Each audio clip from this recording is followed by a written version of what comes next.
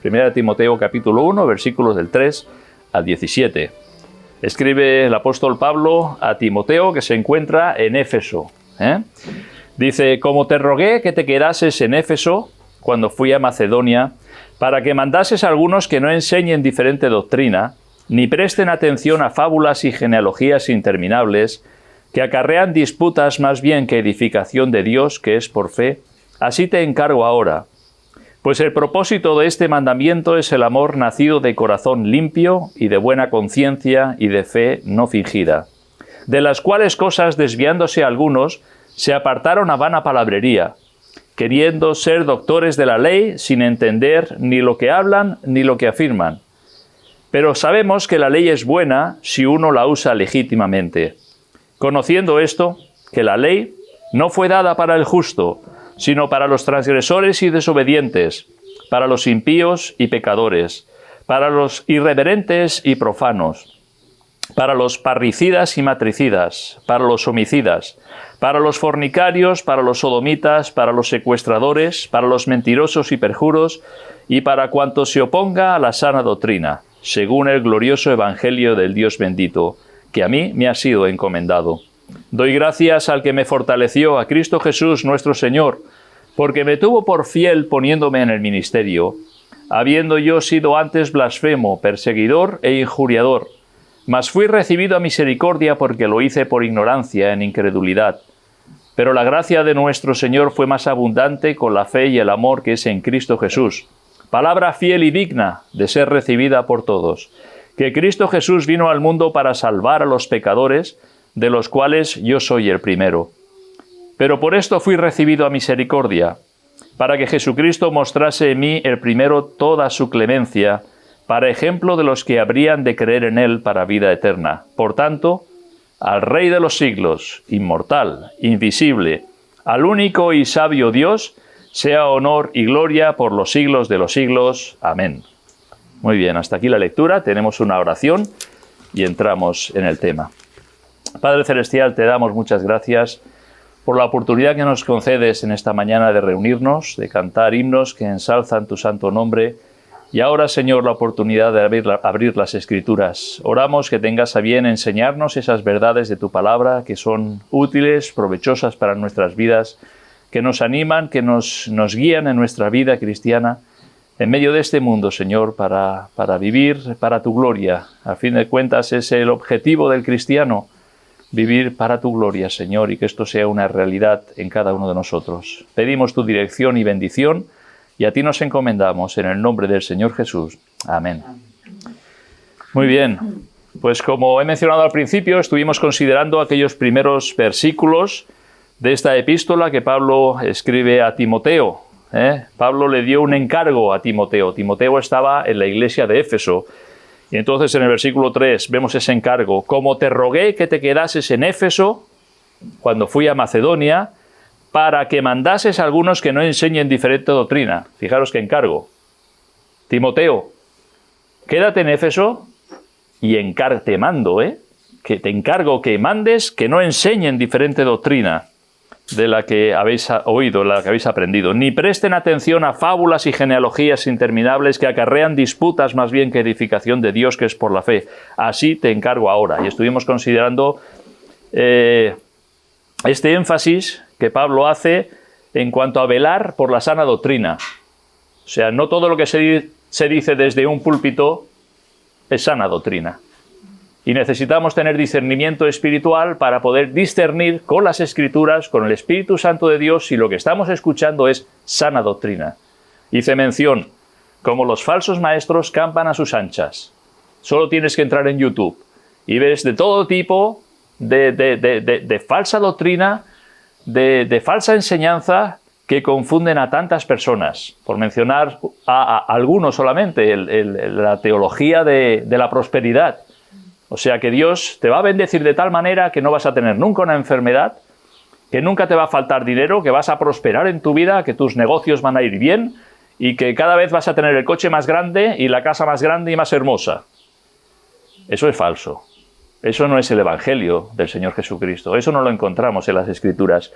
Y por eso Pablo advierte a Timoteo: quédate ahí en Timoteo, en Éfeso, y manda que no enseñen diferente doctrina de que Pablo había enseñado a los hermanos allí. Y entonces habla de fábulas y genealogías interminables que acarrean disputas. Y luego nos dice Pablo el propósito por el que da ese mandamiento. Pues el propósito de este mandamiento, versículo 5, es el amor nacido de corazón limpio, de buena conciencia y de fe no fingida. Eso es lo que motivaba a Pablo para darle ese mandamiento. ¿Qué es lo que estaba diciendo? Que eso sale, que es el propósito de ese mandamiento, sale de un amor nacido de un corazón regenerado. Alguien que ha nacido de nuevo por la obra del Señor Jesucristo, de buena conciencia, que sabe que va a tener que dar cuenta un día delante de Dios, y de fe no fingida. Por lo tanto, esto puede ser todo lo contrario, porque nos dice, versículo 6, de los cuales, desviándose algunos, se apartaron a vana palabrería. ¿De qué se desviaron? Se desviaron de que realmente no tenían un corazón limpio, no tenían una buena conciencia, y su fe era una fe fingida. Aparentaban ser cristianos y no lo eran. Nunca habían experimentado el nuevo nacimiento del Señor Jesucristo. Entonces dice, desviándose de las cuales se apartaron a vana palabrería. Eso es lo que lleva el no estar afianzado en el Señor Jesucristo. A vana palabrería. A vana palabrería. Dice en el siguiente versículo, queriendo ser doctores de la ley sin entender ni lo que hablan ni lo que afirman.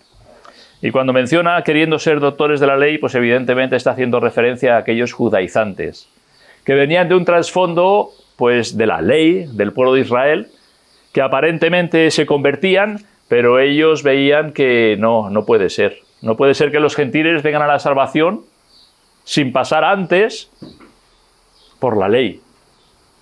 Sin cumplir, ellos es como si quisieran, no, antes de convertirte en el Señor Jesucristo, de ser salvo, tú tienes que guardar la ley circuncidante y entonces podrás venir a la salvación. Y los judaizantes en aquel tiempo, al principio de la Iglesia, tuvieron una actividad muy importante. Vemos a Pablo escribiendo cartas, a los Gálatas, vemos la epístola a los Romanos, hay varios versículos que hablan de la ley, de la gracia, y vemos como constantemente estaba haciendo énfasis que la salvación es por la fe, solo y exclusivamente en la persona y obra del Señor Jesucristo, no por las obras de la ley. Y esta era una batalla que el apóstol Pablo libró, aparte de predicar el Evangelio, el guardar la sana doctrina, que los hermanos no fueran apartados, no fueran confundidos de la sana doctrina. Así que vemos a estas personas que se apartaron a vana palabrería, evidenciando una vida hipócrita y se constituían a sí mismos como maestros de la ley.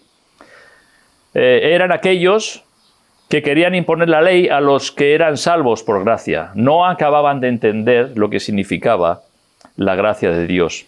Estaban tan habituados al esfuerzo humano como un medio para alcanzar la gracia de Dios que les resultaba imposible comprender que la gracia era un regalo divino totalmente inmerecido, totalmente gratuito.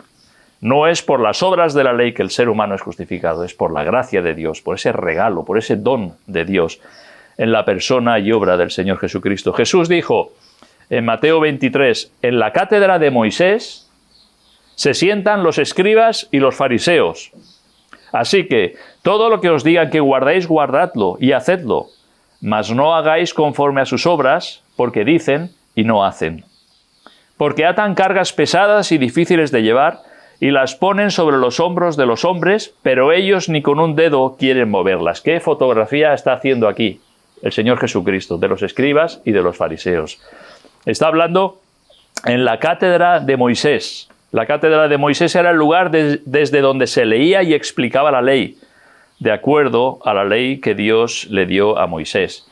De hecho, la cátedra de Moisés es como una silla que hay o que había en muchos lugares, en las sinagogas y en la cátedra de Moisés. Allí desde donde se explica, donde se expone la ley. Y ahí se sentaban, ¿quién? Los escribas y los fariseos. A veces no diferenciamos estos dos grupos, escribas y fariseos, pero realmente son dos grupos diferentes. Los escribas tienen un origen muy anterior a los fariseos. Los escribas, el grupo de los escribas, su origen viene de los días de Esdras, cuando diligentemente se dedicaban al estudio de la ley. y a enseñar a la ley. Y entonces eran estudiosos de la ley. De hecho, los escribas eran los copistas, eran los secretarios, eran los que sabían de letras. Entonces ellos copiaban la ley de Dios, eran muy cuidadosos cuando transcribían la ley de Dios, contaban, decían que escribir una palabra sin decirla en voz alta era como un sacrilegio. Debían de decir la palabra en voz alta para saber lo que estaban escribiendo. Contaban las letras. No solamente las palabras, las letras. Si faltaba alguna, ese manuscrito lo quitaban de en medio. Usaban una pluma limpia o limpiaban la que tenían cuando tenían que escribir el nombre del Señor.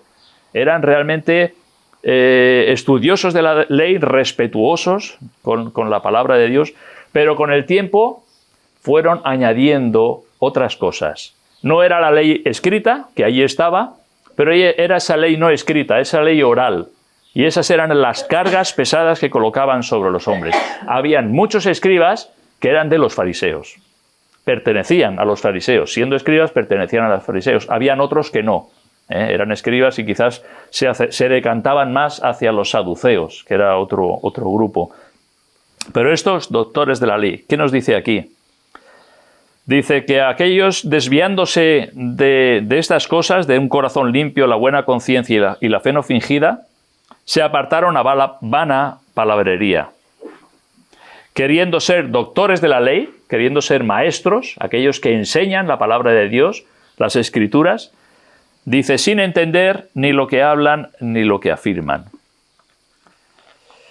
Jesús pone de manifiesto la tremenda hipocresía de los religiosos. Vamos a ver un poquito por encima acerca de la ley, porque lo que Pablo está haciendo en este capítulo no solamente es señalar a aquellos que están enseñando diferente doctrina, sino Pablo es un maestro y les enseña. Les habla de la ley, pero luego les habla de la gracia.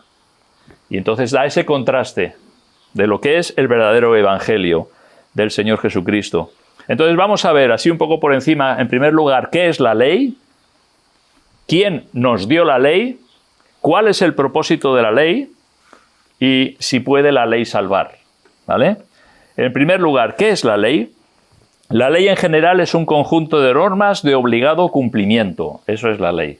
Conjunto de normas de obligado cumplimiento. Quieras o no quieras, te guste o no te guste, la ley está para ser cumplida.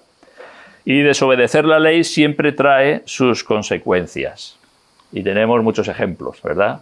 El que más nos viene a la mente es la ley de seguridad vial, que es cómo debemos de conducirnos, cómo debemos de llevar el coche en la carretera para no tener un accidente, cómo tenemos que pararnos cuando hay un semáforo rojo y no pasar, porque puedes atropellar a alguien o tener un accidente con otro coche que pase. Cómo debemos de pararnos en un stop, ahí tenemos, ¿verdad? Cómo debemos de respetar los límites de velocidad, límites que muchas veces son injustos, totalmente injustos. No hay nadie en la carretera, es recta, puedes ir a 100 y te ponen un radar y que a 80 ya te pilla. Es injusto, pero la ley dice que debes de ir a 80 ahí. Y entonces te pone el radar y después viene lo que escuece, que es cuando llega una foto a tu casa, encima en blanco y negro, por la que tienes que pagar más de 100 euros. Si por lo menos la foto fuera en color, diría, pero no, te envían una foto del radar, la habéis recibido, ¿no? Habéis recibido todos, habéis recibido alguna de estas, ¿verdad? En blanco y negro, podían ponerle un poquito de color, pero bueno, ahí está, la ley está para ser cumplida. Generalmente la ley nos dice lo que no podemos hacer. Cuando nos referimos a la ley de Dios, es el conjunto de normas, preceptos, estatutos, leyes, mandamientos que son buenos. La ley es buena. El salmista, en el Salmo 19, habéis visto cómo nos describe la ley. Cuando dice, la ley de Jehová es perfecta, que convierte el alma. El testimonio de Jehová es fiel, que hace sabio al sencillo. Los mandamientos de Jehová son rectos, que alegran el corazón. El precepto de Jehová es puro, que alumbra los ojos. El temor de Jehová es limpio, que permanece para siempre. Los juicios de Jehová son verdad, todos justos. Deseables son más que el oro, y más que mucho oro afinado, y dulces más que la miel y que la que destila del panal. Tu siervo es además amonestado con ellos, en guardarlos hay grande galardón. Pocos pasajes encontramos en las Escrituras que describan con tal elogio, como algo tan grande, como algo tan bueno, como algo tan deseable la ley de Dios. Oh, cuánto amo yo tu ley, dijo el salmista también. Todo el día es ella mi meditación. Dice, deseables son más que el oro, más que mucho oro afinado. O sea, es mejor la palabra de Dios que lo que este mundo ansía, busca desesperadamente. ¿Qué es lo que busca? El Dios dinero, ¿verdad? El querer enriquecerse. Ahí vemos corrupción en la política, vemos corrupción en tantas áreas, ¿verdad? La vida, lo que busca es la pela, el dinero. Ahí donde puedo sacar, ¿verdad? Dice el salmista, deseables son más que el oro. Ahí debe estar el corazón del cristiano, no en el dinero. El dinero es... ¿Os habéis pensado en un momento lo triste que tiene que ser una persona multimillonaria y que vea que está llegando al final de sus días? Qué triste, ¿verdad? No se va a llevar nada. No se va a llevar absolutamente nada. No puede hacer una transferencia, esto me lo llevo para la eternidad y allí lo sacaré, como el que lo hace cuando va al extranjero. No se lleva absolutamente nada. Pasa su vida, malgasta su vida en cosas temporales, pasajeras y que no tienen más valor que el que tienen. El dinero es para usarlo. Es útil, es lo que el Señor nos provee para nuestro sustento, pero no podemos hacer de Él nuestro Dios. El salmista dice, deseable tu ley, tus principios, tus mandamientos, tus estatutos, más que el oro y más que mucho oro afinado. Esto es algo precioso. Y como digo, pocos pasajes hay que elogien de tal manera la palabra de Dios. Ahora, debemos entender que hay una ley moral dada por Dios que es para todo tiempo y toda persona. Una ley dada por Dios que no caduca. Esto es fácil, los 10 mandamientos. Tú lees los 10 mandamientos que Dios dio al pueblo de Israel, Éxodo capítulo 20, y no caducan. No matarás. Eso atenta contra Dios, ¿verdad? No hurtarás, no tomarás el nombre de Jehová tu Dios en vano. Esta es la ley moral de Dios, los cuales están tan vigentes hoy como cuando Dios se los dio a Moisés. Está tan mal cometer cualquiera de estas cosas, asesinato, mentira, hurto, hoy como lo estaba en aquellos años. Ahora bien, también hay una serie de leyes que Dios les dio al pueblo de Israel para poder regirse y gobernarse como una nación. Fijaros que Moisés les dijo al pueblo, mirad, esto en Deuteronomio, mirad, yo os he enseñado estatutos, decretos como Jehová mi Dios me mandó, para que hagáis así en medio de la tierra en la cual entráis para tomar posesión de ellas. Guardadlos, pues, y ponedlos por obra, porque esa es vuestra sabiduría y vuestra inteligencia ante los ojos de los pueblos, los cuales oirán todos estos estatutos y dirán, ciertamente pueblo sabio y entendido, nación grande es esta. ¿Qué está hablando aquí? Todas las ordenanzas que Dios dio para el pueblo de Israel. Israel estaba bajo una teocracia. ¿Eso qué significa? Que es Dios quien gobierna por medio de su palabra, de su ley. Y les dijo, así es como tenéis que vivir. Estas son las festividades que tenéis que guardar. Estas son las ceremonias que tenéis que hacer. Y todo tenía un propósito, todo tenía un objetivo pedagógico, porque todos los rituales del Antiguo Testamento les estaban enseñando ¿de quién? De Cristo, donde está el cumplimiento de la ley. Así que tenía su propósito, pero era para la nación de Israel. No solamente, como digo, había leyes, habían ceremonias, festividades, y ello era para el pueblo de Israel. Además, los otros pueblos verían que pueblo más sabio y entendido. No era el pueblo el sabio y entendido, era el Dios de ese pueblo el sabio y el entendido. Aquel que les decía cómo debes de vivir. ¿Quién mejor que nuestro Creador nos va a decir cómo debemos de vivir? Y es lo que el Señor les dio al pueblo de Israel. Así es como tenéis que conducirlos. Ahora, ¿tenemos nosotros la obligación de guardar la ley que Dios dio al pueblo de Israel? Evidentemente, ya he mencionado, la ley moral sí. Eso que no caduca. Eso que nos habla de cómo es Dios, del carácter santo de Dios. Pero en cuanto a la ley de cómo debía de vivir la nación de Israel, podemos aprender muchas cosas. Podemos sacar muchas enseñanzas espirituales, pero no estamos bajo la ley, sino bajo la gracia. Y debemos de tener cuidado de no caer en el legalismo, como los Gálatas, ¿recordáis? Que dice, tan pronto habéis caído de la gracia habéis caído los que por la ley os justificáis, les decía Pablo. Os estáis equivocando. Ellos, habiendo creído en el Señor Jesucristo, ahora estaban poniendo sus ojos en la ley. Se estaban apartando de la gracia y poniendo, tenemos que guardar esto, tenemos que cumplir esto, tenemos que hacer estos preceptos, tenemos que... Y dice, os estáis equivocando. Y hay algunos creyentes que se inclinan a una observancia de la ley que está fuera de lugar. Enseñanzas espirituales de la ley podemos sacar, evidentemente, porque toda la Escritura es inspirada por Dios y de ella aprendemos. Pero no tenemos la obligación de guardar las leyes que Dios dio para la nación de Israel en cómo debían de vivir. En primer lugar, porque no somos judíos, así de claro. Nosotros somos gentiles, no somos judíos. Yo tengo que mirar mi apellido a ver si viene de algún de los sefarditas, españoles, pero hasta la fecha lo que yo sé es que no tengo sangre judía. Y en segundo lugar, porque estamos evidentemente en la dispensación de la gracia. Y vamos a ver cómo la gracia es mucho más grande, es mucho más abundante, es mucho más gloriosa que la ley. Los judaizantes querían imponer esos requisitos a los gentiles que se convertían, como aquellos que tenían que cumplir para ser prosélitos judíos. Un gentil que no era del pueblo de Israel podía convertirse al judaísmo.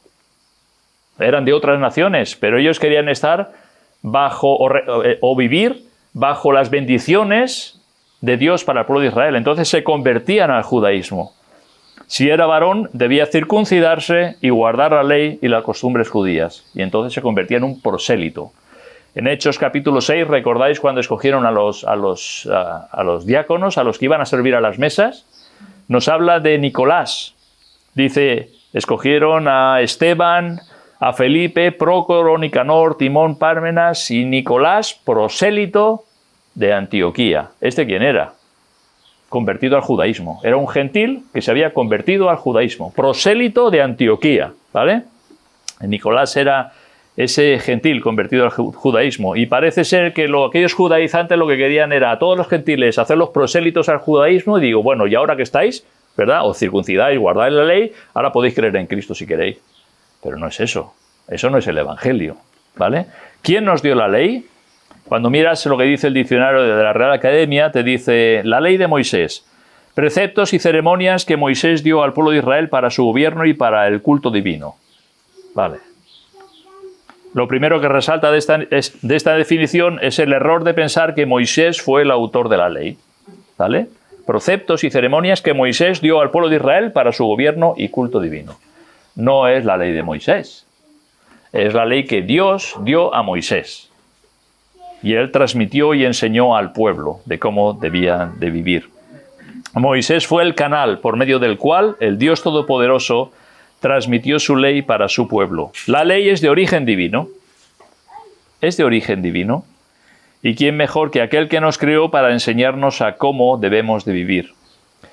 Esto es lo que el Señor quiso para su pueblo, para que fuese un pueblo santo, apartado y separado de todos los pueblos. Esta mañana hemos cantado algunos himnos de la santidad y Javi ha hecho referencia, ¿verdad? ¿Qué es lo que el Señor quería para el pueblo de Israel? Un pueblo separado, que no se mezclara con todas las naciones que habían allá alrededor de ellos. Un pueblo separado. No darás tus hijas a sus hijos, ni tomarás sus hijas para tus hijos. No os mezclaréis. Porque porque el Señor dice, yo quiero que seáis un pueblo separado, apartado, para que no desvíen vuestros corazones en pos de sus dioses. Todas las naciones de la tierra se habían corrompido tras falsos dioses. Ese sentimiento religioso innato en el ser humano ha sido usado por Satanás para llevar a las personas a creer en cualquier dios, por ridículo que sea, antes de creer en el Dios vivo y verdadero. Y en el siglo XXI parece mentira, igual. Parece mentira, pero es igual.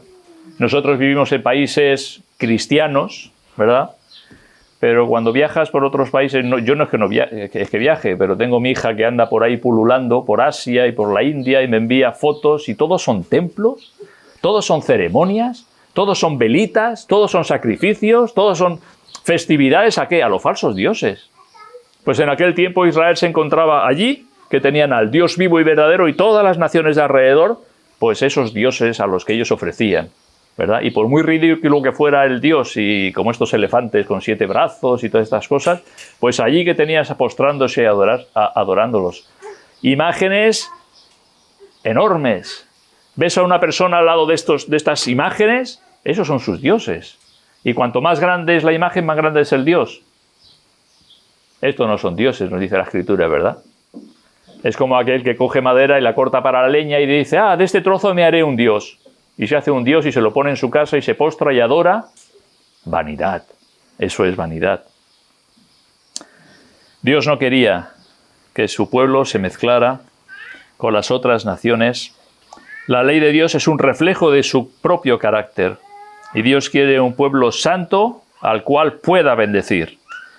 Y no hay duda que podemos aprender de la ley, pero debemos entender el propósito de la ley. ¿Cuál es el propósito de la ley? El propósito de la ley, en primer lugar, es dar unas pautas sobre cómo comportarse y vivir. Esto ya lo hemos visto. Cómo comportarse y vivir. Como Dios en su infinita sabiduría quiso instruir al pueblo de Israel y darle esas directrices sabias para la vida. Y qué bueno es, hay muchas enseñanzas espirituales. Muchas. Tan solo, por ejemplo, coges el tema de las deudas. Miras la ley de Dios, ¿verdad? Y si tú sigues los preceptos de la ley de Dios, no te vas a meter en deudas. No te endeudas. ¿Qué es lo que hace este mundo? Este mundo está fundado sobre la deuda. Los países que hacen imprimen dinero y dan, inyectan y meten, y deuda, y todo es deuda. Eso es una falsedad. Eso es un engaño del diablo.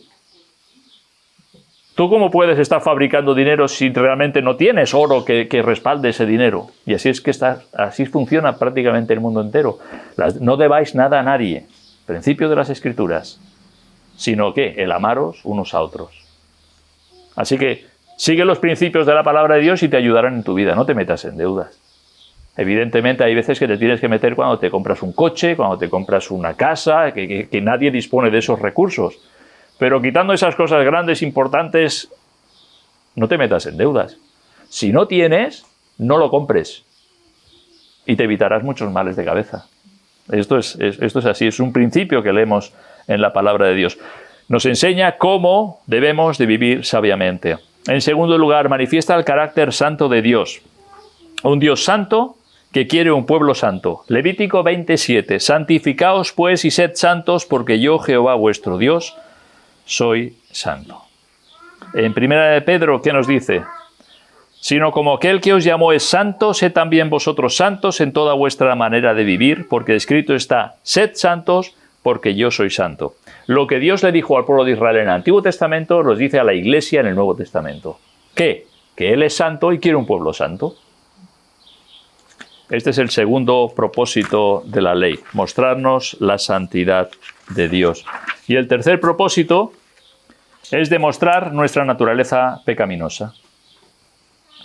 Este es quizás el mayor efecto que la ley tiene, el mostrarnos y demostrarnos que no podemos alcanzar el estándar de Dios.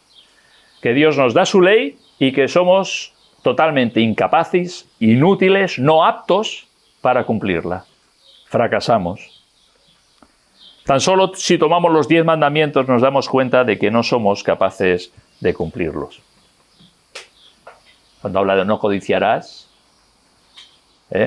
ni la mujer de tu prójimo, ni su casa, ni su buey. Cuando dice buey yo lo cambio por coche. El coche tampoco. No codiciarás lo que tiene tu prójimo, ¿verdad? No mentirás, no tomarás el nombre de Jehová tu Dios en vano y tantas cosas, ¿verdad? Tan solo con esa ley moral que Dios nos dio nos damos cuenta que somos incapaces de cumplirlas. La ley es como una radiografía de nuestras almas y nos muestra nuestra total incapacidad para satisfacer las demandas divinas. No hay justo ni aún uno. Romanos 3:10. ¿Puede la ley salvar? No. La ley no puede salvarnos porque no alcanzamos a los estándares divinos. El ser humano ni con todo su empeño y esfuerzos puede cumplir las demandas de la ley. Es por esta causa que Jesús ocupó nuestro lugar en la cruz, porque Él fue el único que sí que la cumplió, a la perfección. Y siendo el único que cumplió la ley de Dios a la perfección, era el único capaz de satisfacer la justicia de Dios. Por eso es que Él murió en nuestro lugar. Él no falló ni en un punto, ni en un mandamiento de la ley. En nada absolutamente, perfectamente puro y santo. Y Él era el único que podía ocupar nuestro lugar en la cruz del Calvario. El fin de la ley es Cristo. La ley no puede salvar. Un sobreénfasis en la ley en el tiempo de la gracia es no haber entendido lo que es la gracia de Dios. Y el apóstol Pablo era un gran conocedor de la ley. Pero la ley no le salvó. Tenemos varios capítulos en las Escrituras. No vamos a leerlos porque son extensos, pero si tienes ganas de leerlo, coge el libro de Romanos y lee capítulo 3, 4, 5, 6, 7 y te darás cuenta todo el argumento teológico que está expresando el apóstol allí. Y cómo la ley, y cómo le está explicando las cosas. Lees Gálatas, la epístola a los Gálatas, lo mismo.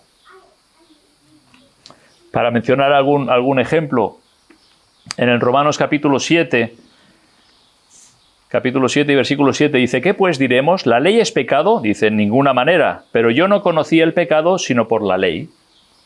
Esto es el propósito de la ley. Yo no conocí el pecado sino por la ley. Cuando vas por una carretera y no ves un límite de velocidad, te imaginas, digo, podría ir a 90. Más o menos, porque es lo normal, ¿no? Podría ir a 90. Pero cuando te encuentras un disco que te pone prohibido ir a más de 30, levantas el pie del acelerador y lo pones en el freno. Yo no conocí la ley, yo no conocí el pecado, sino por la ley. ¡Ay! Es la ley la que me dice el pecado. Aquí tenemos lo que nos muestra esa ley, que somos pecadores y que nuestros esfuerzos por cumplirla son vanos. En Gálatas también, 3:24, de manera que la ley ha sido nuestro ayo para llevarnos a Cristo, a fin de que fuésemos justificados por la fe. ¿Qué es ayo? La ley ha sido nuestro ayo. Un ayo es un cuidador de la crianza de los niños, es como una nodriza, ¿vale? Un ayo es como una nodriza. Entonces dice que la ley ha sido nuestro ayo, es quien nos ha guardado para llevarnos ¿qué? A Cristo, a fin de que fuésemos justificados por la fe en Él. Lo que está claro es que la ley no salva, si no, no tendría ningún sentido la muerte de Cristo. No seríamos salvos por gracia, seríamos salvos por las obras, por la ley, el que pudiese alcanzar, que no hay nadie. Es por eso que si somos salvos es por la gracia. Porque sabiendo el Señor que nadie va a poder cumplir la ley, envió al justo y al perfecto para cumplirla y ocupar nuestro lugar en la cruz.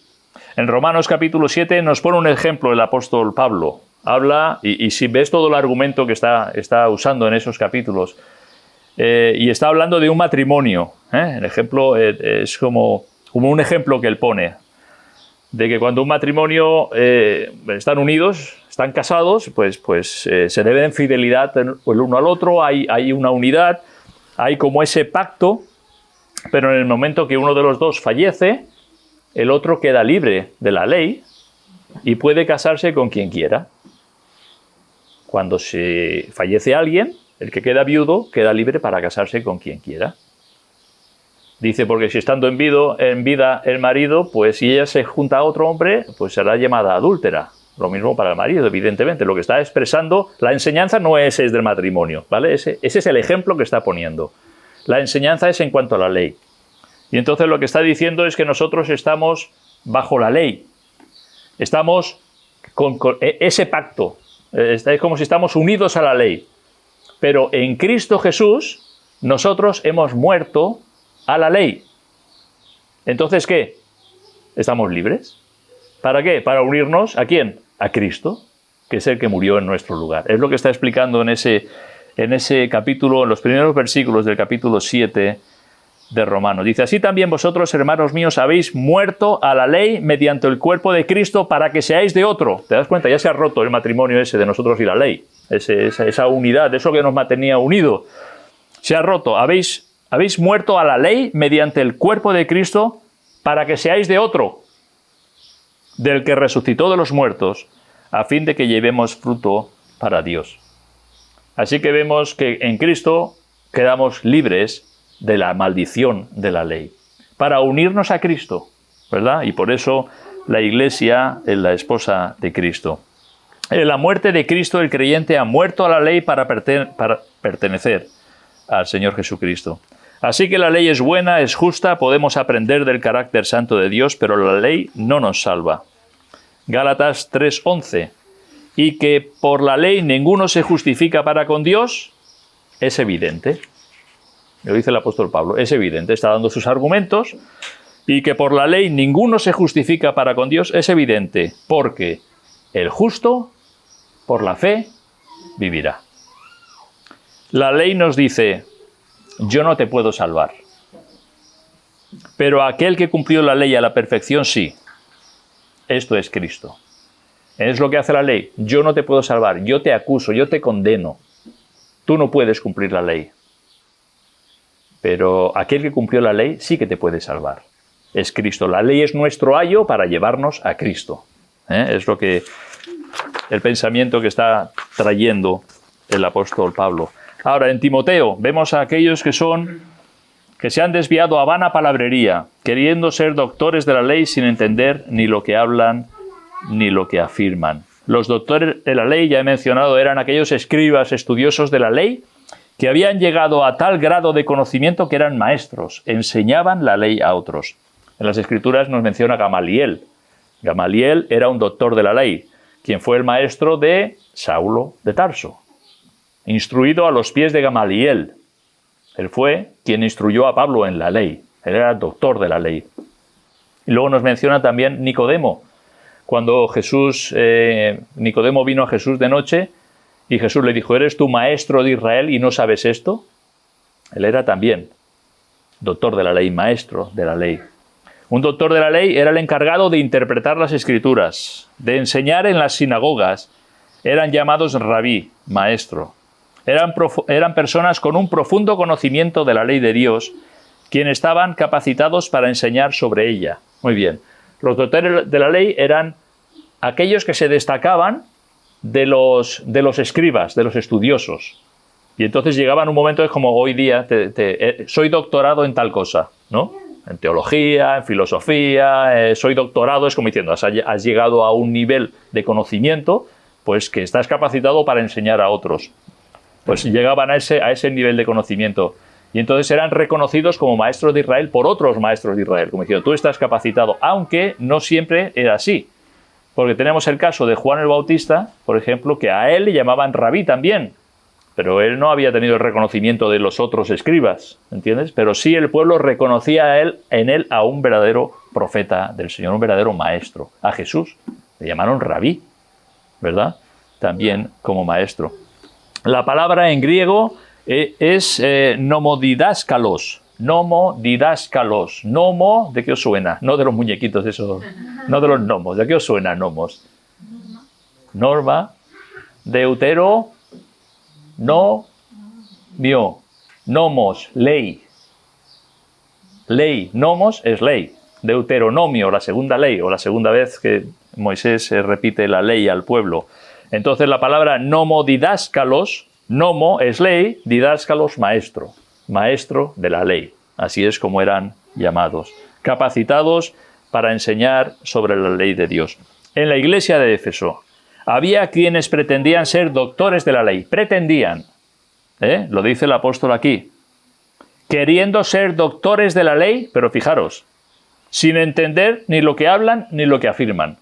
Cuando un doctor habla, es una eminencia en el campo que sea, ¿no? Doctor en economía, doctor en política, doctor en lo que sea, ¿no? Es una eminencia. Lo que dice es porque realmente lo sabe, lo tiene contrastado, lo tiene asumido y sabe lo que está diciendo. Ahora imaginaros un doctor de la ley que no sabe pero no entiende ni sabe lo que hablan ni lo que afirman, o sea, queriendo ser doctores de la ley sin entender ni lo que hablan ni lo que afirman. Qué triste, ¿no? Qué triste estar escuchando a alguien que cree que es doctor y no sabe lo que está diciendo. Cuando una persona hace eso, se convierte en vana palabrería. Vana palabrería.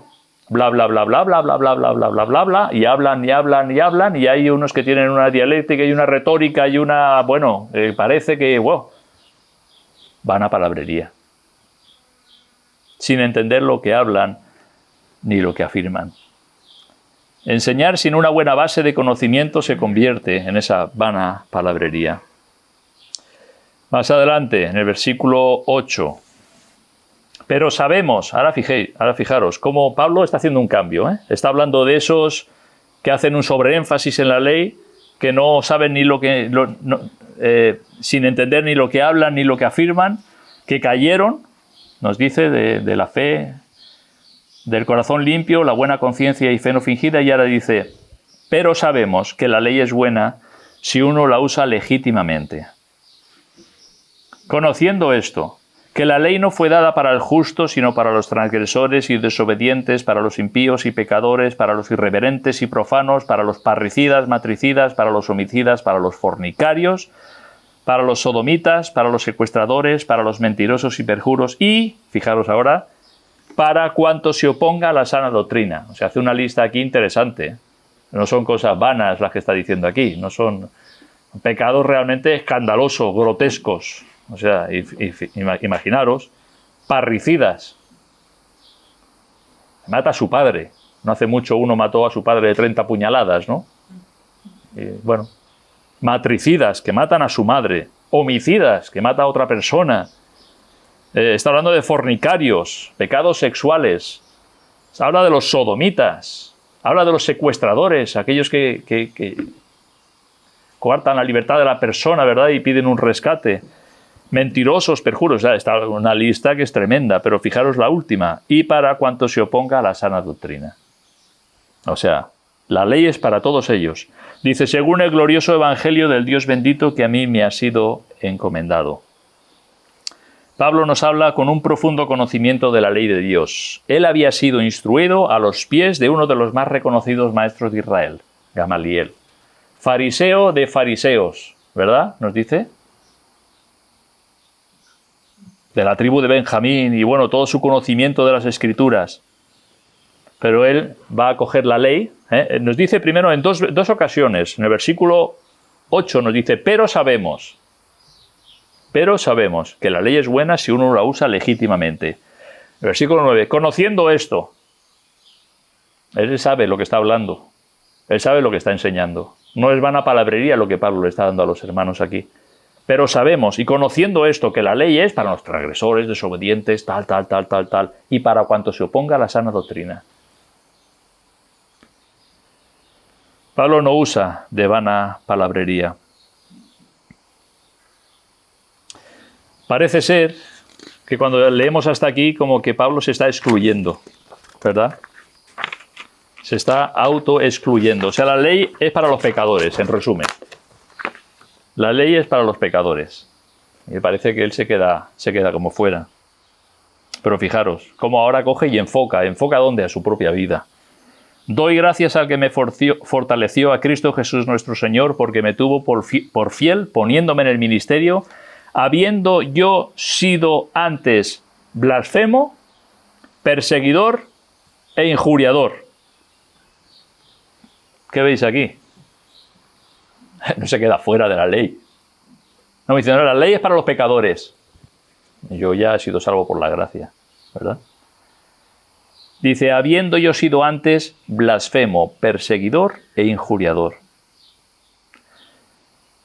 Él se está colocando delante de la ley de Dios y ve una imagen de su propio corazón. Y eso lo podemos hacer cada uno de nosotros, ¿eh? ¿Cómo éramos nosotros antes de venir al Señor Jesucristo? Pablo lo tiene aquí bien claro. Quizás a nosotros nos costaría un poquito más, ¿no? Es decir, pues yo andaba en estos pecados, yo hacía así, yo era así. Lo que está claro es que estábamos bien perdidos. Dice blasfemo. Una blasfemia son palabras o actitudes contrarias a la majestad de Dios. Y así es como Pablo se ve. Yo perseguí a la iglesia del Señor. Él estuvo yendo en contra de la majestad de Dios. En su ignorancia, dice, pero estaba oponiéndose a la voluntad de Dios. Perseguidor. Tan solo puedes leer, o podemos leer los Hechos, los primeros versículos del capítulo 8 de los Hechos, y del capítulo 9 vemos como Pablo realmente estuvo persiguiendo a hombres y a mujeres y los entregaba en la cárcel. Hombres y mujeres de este camino, los creyentes, los cristianos, los perseguía y los llevaba a la cárcel. Injuriador, que daña, que agravia, que ultraja a los cristianos y por ello a Cristo mismo. Cuando Jesús se apareció a Saulo, camino de Damasco, le dijo: Saulo, Saulo, ¿por qué me persigues?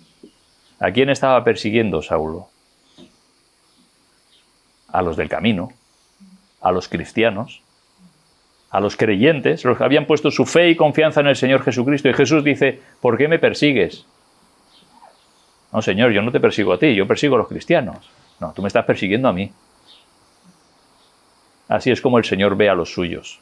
Quien persigue a los cristianos, aquellos que han confiado en Cristo, está persiguiendo, yendo en contra de Cristo.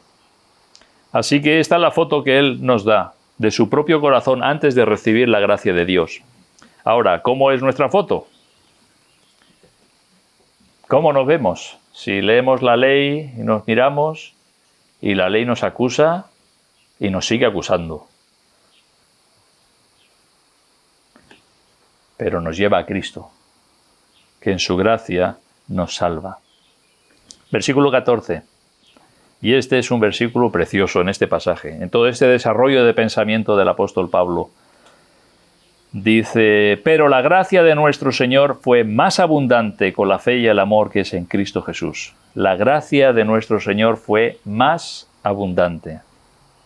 Este es uno de esos peros gloriosos que encontramos en las Escrituras. ¿Vale? Le está hablando de la ley, está hablando como él era blasfemo, perseguidor e injuriador. Y luego dice: pero la gracia de nuestro Señor fue más abundante con la fe y el amor que es en Cristo Jesús. Nuestro pecado puede ser muy grande, pero la gracia de Dios es más grande todavía. En Romanos 5:20 dice: pero la ley se introdujo para que el pecado abundase. Mas cuando el pecado abundó, sobreabundó la gracia. Cuando se introdujo, ¿verdad?, la ley es para decirnos lo que era pecado. Y el pecado abundó. Pero cuando el pecado abundó, sobreabundó la gracia. La gracia es mucho más grande que la ley. Es mucho más grande que la ley. Es mucho más gloriosa que la ley. Es mucho más sublime, más excelsa, más abundante que nuestro pecado. La gracia de Dios. Versículo 15. Palabra fiel y digna de ser recibida por todos, que Cristo Jesús vino al mundo para salvar a los pecadores, de los cuales yo soy el primero. ¿Veis cómo se está viendo Pablo?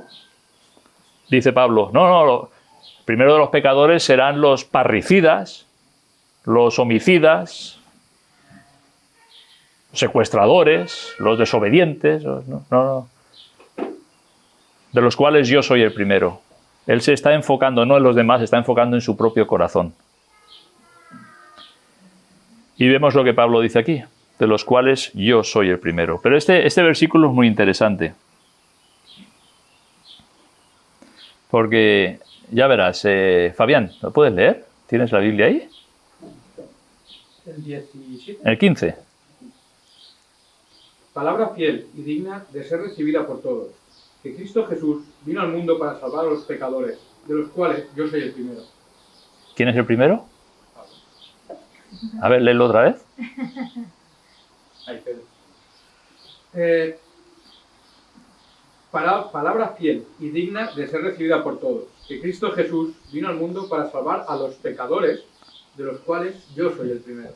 Ah, tú. Tú eres el primero. A ver, Javi, léelo tú. Palabra fiel y digna de ser recibida por todos, que Cristo Jesús vino al mundo para salvar a los pecadores, de los cuales yo soy el primero. Ah, tú. Tú eres el primero. Y tú también. Si lo leo yo soy el primero. Y si lo lee Conchita, ella es la primera. ¿Verdad? Esa es la realidad. Es que no son los demás, sino que yo delante de Dios. A veces tendemos a compararnos con otros, pero es cómo soy yo delante de Dios.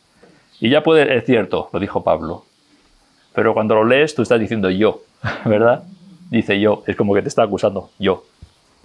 Yo soy el primero, ¿verdad? Versículo 16. Pero por esto fui recibido a misericordia, para que Jesucristo mostrase en mí el primero toda su clemencia, para ejemplo de los que habrían de creer en él para vida eterna. Fijaros que en 2 ocasiones menciona fui recibido a misericordia. En el versículo 13, cuando dice que él había sido blasfemo, perseguidor e injuriador, mas fui recibido a misericordia. En el versículo 17, pero por esto fui recibido a misericordia. El primero de los pecadores fue recibido a misericordia. Y si nosotros también somos el primero de los pecadores, también hemos sido recibidos a misericordia en el Señor Jesucristo. Y Pablo dice, como un ejemplo, ¿verdad? Para que Jesucristo mostrase en mí el primero toda su clemencia, para ejemplo de los que habrían de creer en él para vida eterna. Es como se está poniendo. Yo soy tan pecador y el Señor me ha salvado, también te puede salvar a ti, por muy pecador que seas.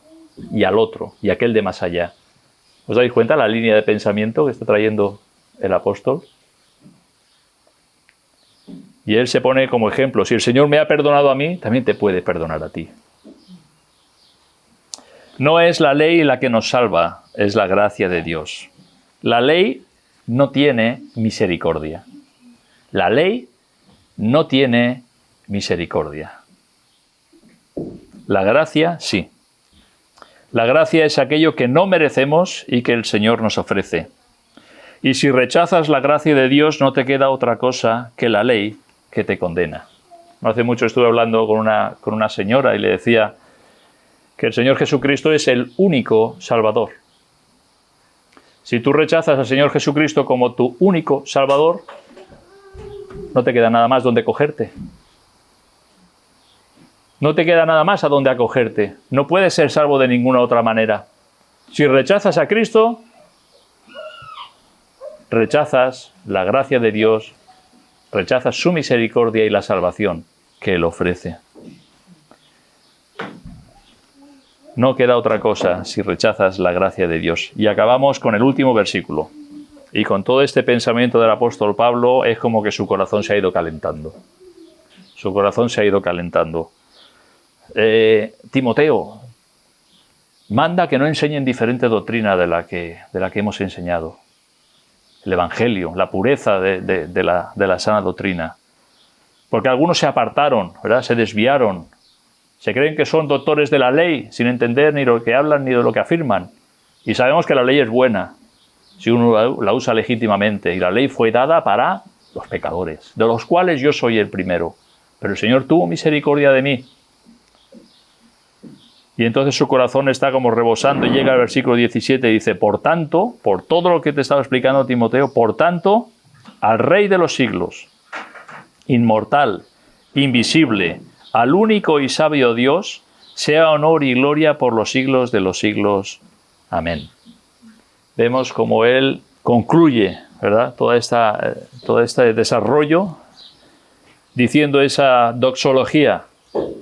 Por tanto, ha sido tan grande la misericordia de Dios para conmigo, siendo el primero de los pecadores, pero que he sido recibido a misericordia en el Señor Jesucristo. Por tanto, al Rey de los siglos, inmortal, invisible, al único y sabio Dios, que sea honor y gloria por los siglos de los siglos. Amén. Y esta debiera de ser la respuesta de nuestros corazones también. Esta debiera de ser la respuesta de nuestras vidas ante el dilema de la ley que nos condena y la gracia que nos da aquello que no merecemos. Es el amor de Dios en la persona del Señor Jesucristo. Nos recibe a misericordia, nos perdona, nos adopta como hijos suyos por medio de Jesucristo y nos bendice nuestras vidas, nos da de su Espíritu Santo y nos lleva a través de nuestra vida en esta tierra hasta la patria celestial. Y debiera de salir también de nuestros corazones alabanza, adoración, gratitud, reconociendo cuán grande ha sido el amor de Dios para con nosotros.